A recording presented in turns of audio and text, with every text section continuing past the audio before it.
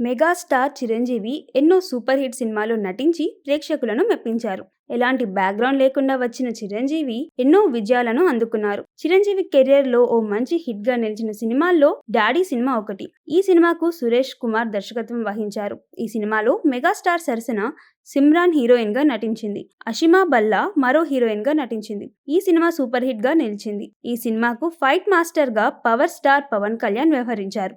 ఇదిలా ఉంటే ఈ సినిమాలో చిరంజీవి కూతురుగా నటించిన చిన్నారి గుర్తుందా? డాడీ సినిమాలో ఆ చిన్నారి చాలా కీలకం. ఈ సినిమాలో అక్షయ పాత్రలో కనిపించిన ఆ చిన్నారి ఇప్పుడు ఎలా ఉందో తెలుసా? ఇప్పుడు ఆమెను చూస్తే మతిపోతుంది. ఆ చిన్నదాని పేరు అనుష్క మల్హోత్రా. ముంబైకు చెందిన అనుష్క టాలీవుడ్ ఇండస్ట్రీలో తెలిసిన వారి ద్వారా చిరంజీవి సినిమాలో నటించే అవకాశం అందుకుంది. డాడీ సినిమాలో క్యూట్ క్యూట్ మాటలతో మెప్పించిన ఈ చిన్నది ఇప్పుడు గ్లామరస్ లుక్ లోకి మారిపోయింది.